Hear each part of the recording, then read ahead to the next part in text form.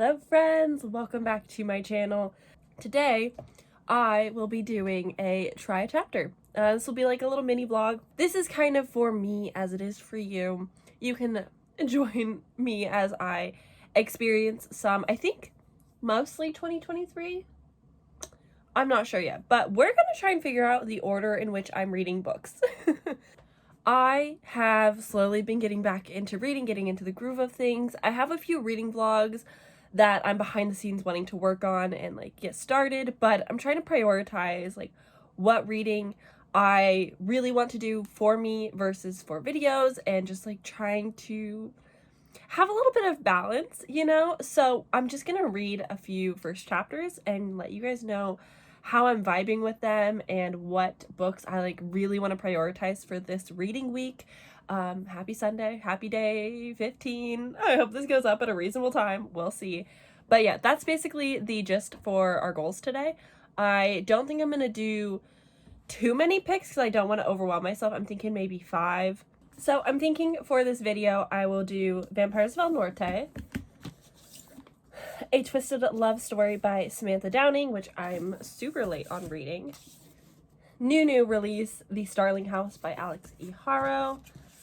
I think this came out this year. I'm pretty sure. Yeah, January.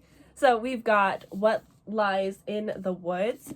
And then finally, on my TBR, Bring Me Your Midnight. I always want to say Bring Me Your Horizon because of the band. Anyway, by Rachel Griffin. So I think these are going to be the 5 that I read the first chapter of, and then I will come back to you guys, let you guys know what I think or how I feel, and then hopefully I can figure out which on like my reading agenda I'm gonna really prioritize these, you know? So that's the plan. That's what's going on. All right, so the first book that I read, I did not read the whole thing. I read the first 3 chapters technically. So this is Vampires del Norte by Isabel Cañas, same author of The Hacienda. It's just, I think it's just titled Hacienda, but I always say The Hacienda, but I never remember. Anyway, I've read the start of this. I've started this. I'm so torn. If I had left it at just the prologue, which is the first 2 chapters, where we're following Nina, and what's his name?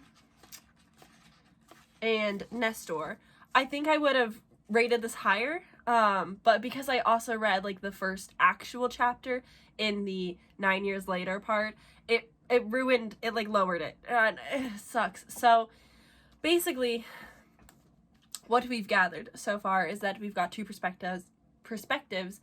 The first one being Nina, I'm so sorry, and Nectar, when they are younger, kind of like children, but not quite children, I don't think. But they are sneaking out of the house late at night to go look for silver together. They're like best friends. They hope to get married someday, and like, you know, that childhood innocence love for each other. When during this night, Nina gets attacked by this very scary shadow, dark, no eyes figure.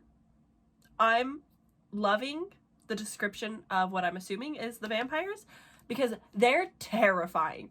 Oh my god. But basically, she gets attacked and is pronounced dead by the end of his chapter. And then we pick up 9 years later with his perspective, and he ran away. He didn't want to get blamed or beat up from her family and like deal with the repercussions and consequences of sneaking out and all this stuff, and he felt really bad, and like he's also grieving. He's a child. So he runs away, and so we pick up 9 years later with him. And he's just like living his best life. I'm not entirely sure what like the goal is, what the objective is, like where they're going from here, but he's working with these group of men to do something. They're riding horses, very Western, and that starts to be my issue. I loved the scary prologue. I love the vampire. I love the attack. Like, it was so well written. I loved these 2. I felt so many emotions in those first 2 chapters, but now that we're like with him 9 years later and it feels very Western, I'm less into it. I know like there's a long ways to go. It's going to get better. There's only like better from here, but it was like a bit of a letdown to like go back to his perspective, or to go to the future of his perspective and like we don't know what's happened to her, if she even survived, if she's dead. He's just like sleeping around, living his little best life, and just like I don't have any connection to him anymore. I didn't care. So if I had left this at the first 2 chapters, it probably would have been like an 8 or 9 out of 10. But because of the actual like 3rd chapter, it's probably more like a 6 out of 10. Definitely makes me a little bit less interested. I also don't have the audiobook for this anymore, so I can't like speed through it. I'm gonna have to like slow down and read it with my eyeballs, which is fine. But when there's so much Mexican like influence and culture and words and Spanish in here, it is nice to have an audiobook to kind of go along and assist, but we'll see. Hopefully I can pick one up somewhere. I don't know. The wait time at the libraries is very long, so we will see, but yes, a little less exciting. Okay. So, I'm so intrigued. This one has piqued interest. I ended up reading the first 2 chapters because I was like, I need to know a little bit more. I don't know what this is about. I've not read the synopsis. I know nothing of what it is about. I do know now that we are following this man, Wes, who's getting ready to go on this date with his girl, Annabeth.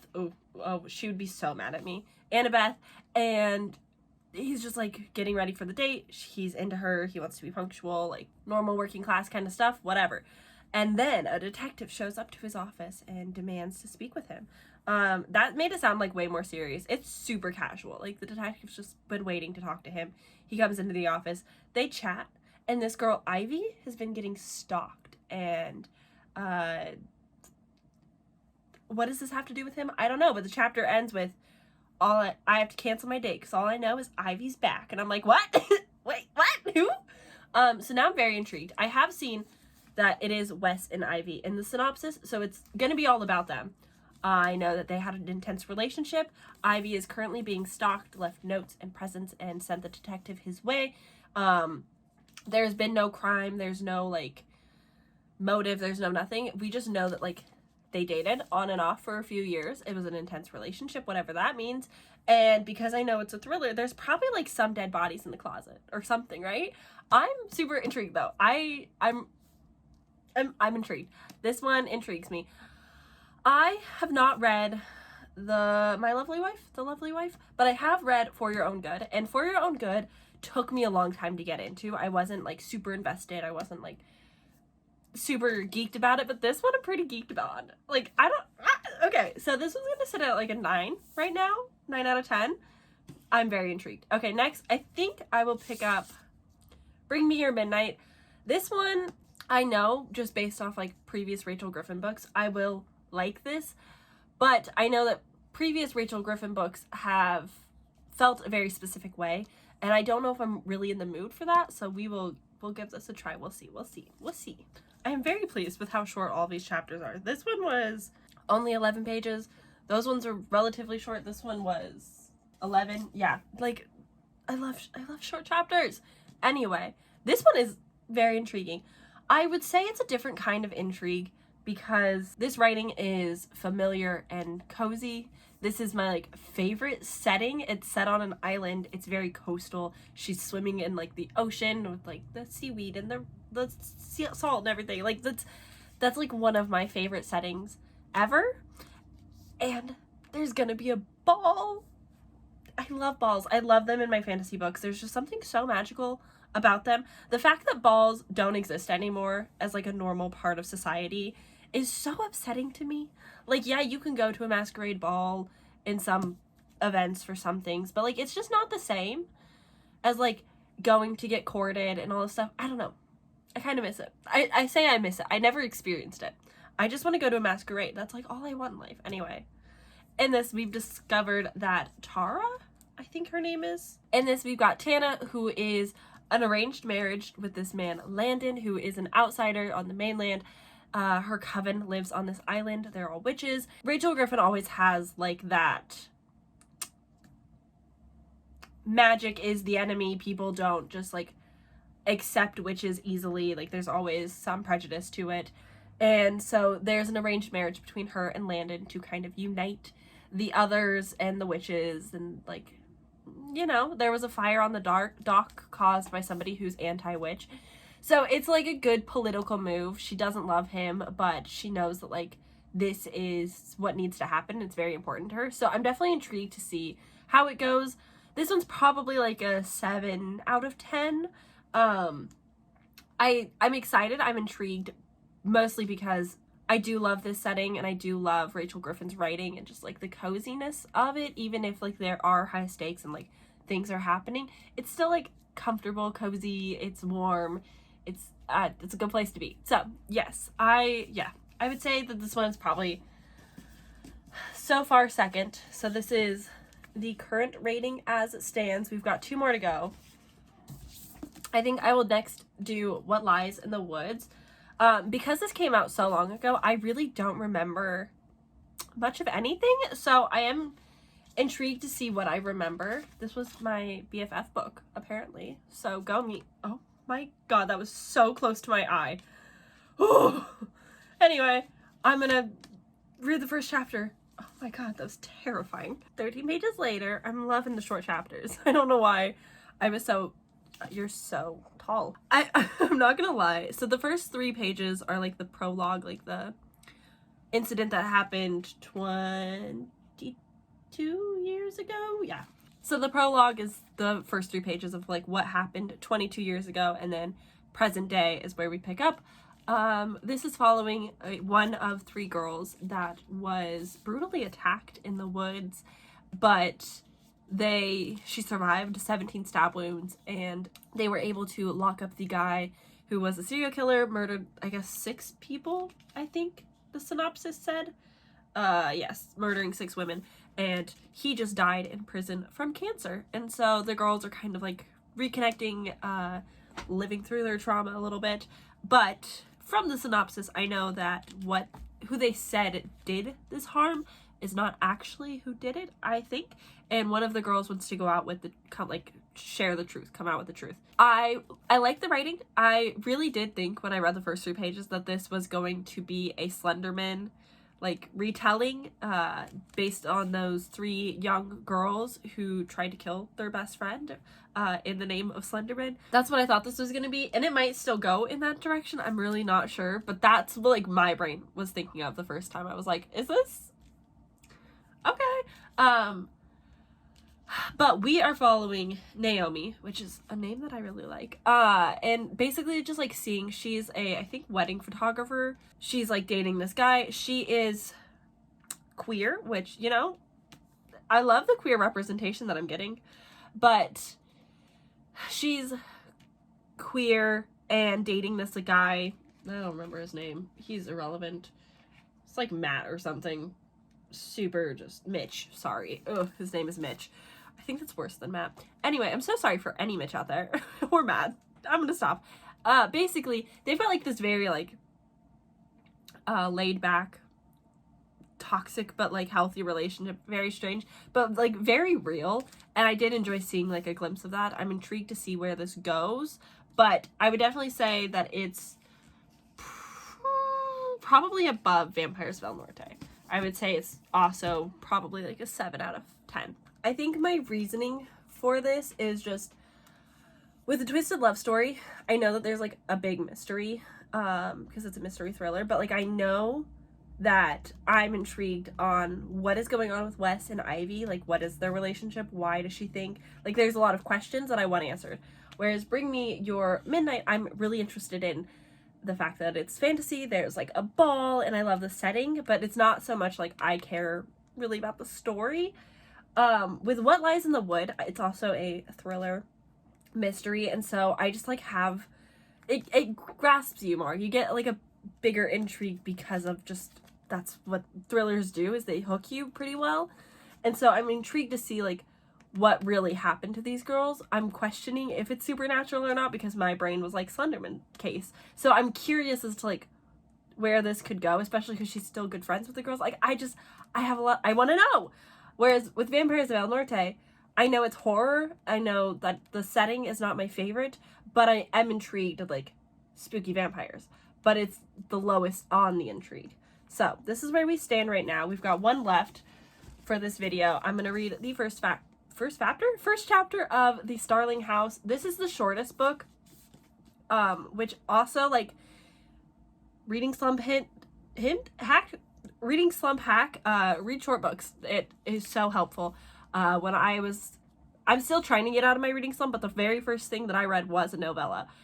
77 pages, short, sweet, felt accomplished, and it was good. So short books are really great for that. This is Gothic. I don't know a whole lot about it, but I do know that, like, the house is a very prominent character, which is something that I just really love and adore. I most recently read the synopsis for this because this is the most recent release that I have on my shelves. So I'm very excited and intrigued to see, like, what's really going on. I remembered, like, there's 2 people. That's it. That's all I remember. So let us look at this beautiful Barnes & Noble exclusive and read the first chapter. Okay, 1. Okay, I didn't think this through. There's pictures? Incredible. 2, there's footnotes, which I was super not expecting. And 3, I definitely read the second chapter, and thank God I did. The first chapter is 5 pages, and you don't really get much. Whereas in chapter 2, you learn about our main girl, Opal, and her relationship with her brother, and, like, her living dynamics. She's 26. She works, I think, at, like, a grocery store. Like, very much living, like, in poverty. She is the caretaker for her younger brother, who's in high school. And, like, that's just, like, the dynamic. And then we get to see the Starling House. We get to see the heir to the Starling House, the only living family member that I know of. And, like, weird, creepy kind of things happening. The house wants her? What does that mean? I love when a house is a character, when it's not, like, sentient, but at the same time, like, it has a vibe. It wants things. It does things. I love that.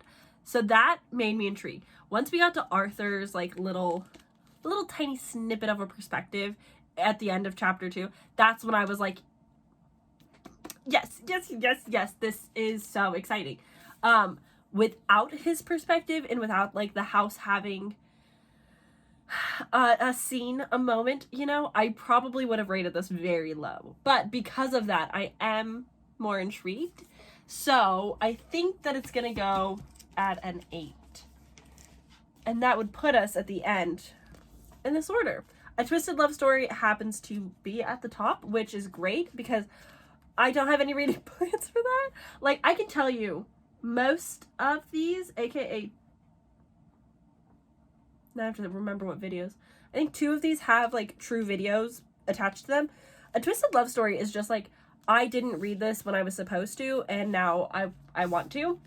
Oh my god, why? That was embarrassing for me. Anyway, but yeah, I had no plans to, like, pick this up right now. It wasn't one that I was, like, I didn't have a reason, but now that we're here and I'm like, oh, but I'm intrigued, I'm excited.